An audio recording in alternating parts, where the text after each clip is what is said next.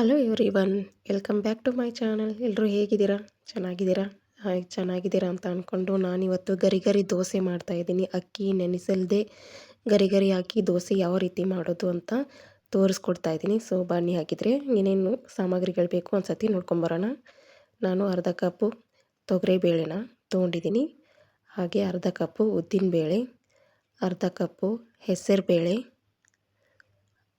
Next ಅರ್ಧ ಕಪ್ಗಿಂತ ಕಡಿಮೆ ಹೆಸರು ಕಾಳನ್ನು ತೊಗೊಂಡಿದ್ದೀನಿ, ಏಕೆಂದರೆ ಹೆಸರು ಬೇಳೆ ತೊಗೊಂಡಿದ್ದೀವಲ್ಲ ಅದಕ್ಕೋಸ್ಕರ. ಹಾಗೆ ಕಡಲೆಕಾಳು ಅರ್ಧ ಕಪ್ಗಿಂತ ಕಡಿಮೆ, ಹಾಗೆ ಮೆಂತೆ 1 ಟೇಬಲ್ ಸ್ಪೂನ್ ಮೆಂತೆ ಕಾಳನ್ನು ಹಾಕ್ಕೊಂಡಿದ್ದೀನಿ. ನೀವು ಕ್ವಾಂಟಿಟಿ ನೋಡಿಕೊಂಡು ಹಾಕ್ಕೊಳ್ಳಿ.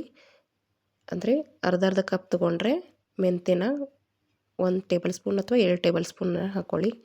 ಕಡಲೆಕಾಳನ್ನ ಸ್ವಲ್ಪನೇ ಹಾಕ್ಕೊಳ್ಳಿ. ನಿಮ್ಗೆ ಇನ್ನೂ ಬೇಕಿದ್ರೆ ಬೇರೆ ಕಾಳುಗಳನ್ನ ಯೂಸ್ ಮಾಡಿಕೊಂಡು ಮಾಡ್ಕೋಬೋದು. ಸೊ ಹಾಗೆ ನಾನು ಒಣಮೆಣ್ಸಿನ್ಕಾಯಿನ ಹಾಕ್ಕೊಂಡಿದ್ದೀನಿ. ತೊಳೆದ್ಬಿಟ್ಟು 2 ಹಾಕ್ಕೊಂಡು ಇದನ್ನು ಒಂದು 5 ಅವರ್ಸ್ ನೆನೆಯಕ್ಕೆ ಇಟ್ಬಿಡಬೇಕು. ಸೊ ಇದು 5 ಅವರ್ ಆಗಿದೆ. ಇವಾಗ ನೋಡಿ, ಇವಾಗ 5 ಅವರ್ ಆಗಿದೆ. ನಾನು ತೋರಿಸ್ತಾ ಇದ್ದೀನಲ್ಲ, ಈ ಥರ ನೆನೆದಿದೆ. ನೀವು ಮಾರ್ನಿಂಗ್ ಮಾಡ್ಕೊಳ್ಳೋರಿದ್ರಂದರೆ ಸ್ವಲ್ಪ ನೈಟು ನೆನೆ ಇಡ್ಬೋದು. ಇಲ್ಲ ಸಂಜೆ ಮಾಡ್ಕೋತೀನಿ ಅಂದರೆ ಮಧ್ಯಾಹ್ನದಷ್ಟರಲ್ಲಿ ನೆನೆ ಇಟ್ಟು ಮಾಡ್ಕೋಬೋದು. ಸೊ ಇದನ್ನು ಮಿಕ್ಸಿ ಜಾರ್ಗೆ ಹಾಕ್ಕೋತಾ ಇದ್ದೀನಿ. ಇವಾಗ ಒಂದು 5 ಅವರ್ ನೆನೆದ್ರೆ ಸಾಕು ಅಷ್ಟೇ. ಅಕ್ಕಿ ಅಂತೂ ಹಾಕೋದು ಬೇಕಾಗೇ ಇಲ್ಲ. ಸೊ ಇದನ್ನು ರುಬ್ಕೊಂಡು ಬರೋಣ ಇವಾಗ.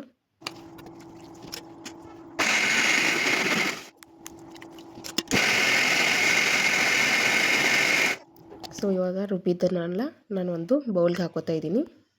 ನೋಡಿ ಅದು ಯಾವ ಥರ ಕಲರ್ ಚೇಂಜ್ ಆಗಿದೆ ಅಂತ. ನಾವು ಒಣಮೆಣಸಿನ್ಕಾಯಿ ಹಾಕ್ಕೊಂಡಿದ್ನಲ್ಲ ಅದಕ್ಕೋಸ್ಕರ ನಾನು 2 ಹಾಕ್ಕೊಂಡಿದ್ದೆ. ನಿಮ್ಗೆ ಖಾರ ಬೇಕಾದವರು ಜಾಸ್ತಿನೂ ಹಾಕೋಬೋದು. ಸೊ ನಾನು ಎಲ್ಲ ಕಾಳುಗಳನ್ನ ಮಿಕ್ಸಿ ಮಾಡಿಕೊಂಡು ಇದನ್ನು ರೆಡಿ ಮಾಡಿದ್ದೀನಿ. ಇವಾಗ ದೋಸೆ ಹಿಟ್ಟಿನ ಹದದಲ್ಲಿ ಇರಲಿ. ಇದಕ್ಕೆ ಸ್ವಲ್ಪ ಉಪ್ಪು ಹಾಕ್ಕೋತಾ ಇದ್ದೀನಿ. ಸೊ ಉಪ್ಪು ಹಾಕ್ಕೊಂಡ್ಬಿಟ್ಟು ಮಿಕ್ಸ್ ಮಾಡ್ಕೋಬೇಕು ಚೆನ್ನಾಗಿ. ಈ ಥರ ಬ್ಯಾಟರ್ ರೆಡಿಯಾಗಿರಬೇಕು ನಮ್ಮದು. ದೋಸೆ ಹಾಕೋಕ್ಕೆ ಚೆನ್ನಾಗಿ ಬರ್ತದೆ.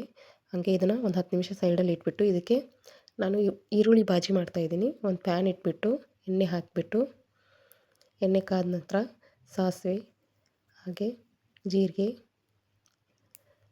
ಹಾಕ್ತಾಯಿದ್ದೀನಿ, ಕರಿಬೇವು. ನಾನು ಉದ್ದುದಕ್ಕಾಗಿ ಈರುಳ್ಳಿನ ತೊಗೊಂಡಿದ್ದೀನಿ. ನೀವು ಬೇಕಿದ್ದರೆ ಸಣ್ಣ ಸಣ್ಣ ಪೀಸ್ ಮಾಡಿಕೊಂಡು ಹಾಕ್ಕೋಬೋದು. ನಾನು ಉದ್ದುದಕ್ಕಾಗಿ ಬೇಕು ಅಂತ ಹಾಕ್ಕೊಂಡಿದ್ದೀನಿ.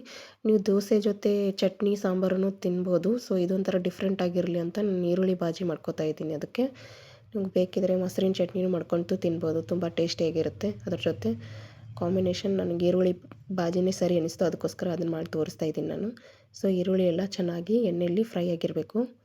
ಈ ಥರ ಫ್ರೈ ಮಾಡ್ಕೊಳ್ಳಿ. ಚೆನ್ನಾಗಿ ಫ್ರೈ ಆಗಬೇಕು. ಹಸಿ ವಾಸನೆ ಹೋಗಲಿ ಅಂತ ಈರುಳ್ಳಿಗೆ ಸ್ವಲ್ಪ ಸಾಲ್ಟನ್ನು ಹಾಕ್ಕೋತಾ ಇದ್ದೀನಿ. ರುಚಿಗೆ ನೋಡಿಕೊಂಡು ಎಷ್ಟು ಬೇಕೋ ಅಷ್ಟು ಹಾಕ್ಕೊಂಡು ಫ್ರೈ ಮಾಡ್ಕೊಳ್ಳಿ. ಅಂದರೆ ಈರುಳ್ಳಿ ವಾಸನೆ, ಹಸಿ ವಾಸನೆ ಎಲ್ಲ ಹೋಗಿಬಿಡುತ್ತೆ ಚೆನ್ನಾಗಿ, ಅದಕ್ಕೋಸ್ಕರ. ಹಾಗೆ 1 ಟೇಬಲ್ ಸ್ಪೂನ್ ಶೇಂಗಾ ಪುಡಿ ಅಂದರೆ ಕಡಲೆ ಬೀಜದ ಪುಡಿನ ಹಾಕ್ಕೊಂಡಿದ್ದೀನಿ. ಹಾಕ್ಕೊಂಡ್ಬಿಟ್ಟು ಚೆನ್ನಾಗಿ ಮಿಕ್ಸ್ ಮಾಡ್ಕೋತಾ ಇದ್ದೀನಿ. ಮಿಕ್ಸ್ ಮಾಡಿಕೊಂಡು ನಂತರ ಅಚ್ಚ ಖಾರದ ಪುಡಿ, ಖಾರಕ್ಕೆ ಎಷ್ಟು ಬೇಕೋ ನೋಡಿಕೊಂಡು ಅಚ್ಚ ಖಾರದ ಪುಡಿನ ಹಾಕ್ಕೊಂಡಿದ್ದೀನಿ. ಸೊ ಹಾಕ್ಕೊಂಡ್ಬಿಟ್ಟು ಚೆನ್ನಾಗಿ ಮಿಕ್ಸ್ ಮಾಡ್ಕೊಳ್ಳಿ. ಹಾಗೆ ನನ್ನದೊಂದು ರಿಕ್ವೆಸ್ಟ್, ಇನ್ನೂ ಯಾರು ನನ್ನ ಚಾನಲ್ನ ಸಬ್ಸ್ಕ್ರೈಬ್ ಮಾಡಿಲ್ಲ, ಸೊ ಬೇಗ ಸಬ್ಸ್ಕ್ರೈಬ್ ಮಾಡಿ. ಹಾಗೆ ಬೆಲ್ ಐಕಾನನ್ನು ಕ್ಲಿಕ್ ಮಾಡಿ. ಬೆಲ್ ಐಕಾನ್ ಕ್ಲಿಕ್ ಮಾಡೋದ್ರಿಂದ ನಾನು ಮಾಡಿರೋ ವಿಡಿಯೋಗಳ ನೋಟಿಫಿಕೇಷನ್ ಮೊದಲು ನಿಮಗೆ ಬರುತ್ತೆ, ಅದಕ್ಕೋಸ್ಕರ. ಸೊ ಚೆನ್ನಾಗಿ ಒಂದು ಸತಿ ಎಲ್ಲ ಮಿಕ್ಸ್ ಆದ ನಂತರ ಫ್ಲೇವರಿಗೋಸ್ಕರ ನಾನು ಸ್ವಲ್ಪ ಸಕ್ಕರೆ ಹಾಕ್ತಾಯಿದ್ದೀನಿ. ಸಕ್ಕರೆ ಹಾಕ್ಕೊಂಡ ನಂತರ ಮಿಕ್ಸ್ ಮಾಡ್ಕೊಂಡ್ಬಿಟ್ಟು ಇದಕ್ಕೆ ಸ್ವಲ್ಪನೇ ನೀರು ಹಾಕ್ಕೊಳ್ಳಿ. ಜಾಸ್ತಿ ನೀರು ಹಾಕ್ಕೋಬೇಡಿ, ಅಂದರೆ ಸ್ವಲ್ಪ ನೀರು ಹಾಕ್ಕೊಂಡು ಸ್ವಲ್ಪ ಚೆನ್ನಾಗಿ ಕುದಿಸ್ಕೋಬೇಕು.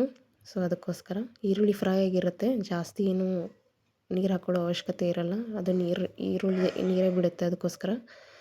ಇದು ಚೆನ್ನಾಗಿ ಮಿಕ್ಸ್ ಆದ ನಂತರ ಸ್ವಲ್ಪ ಮೇಲೆ ಕೊತ್ತಂಬರಿ ಸೊಪ್ಪನ್ನು ಹಾಕ್ಕೋತಾ ಇದ್ದೀನಿ.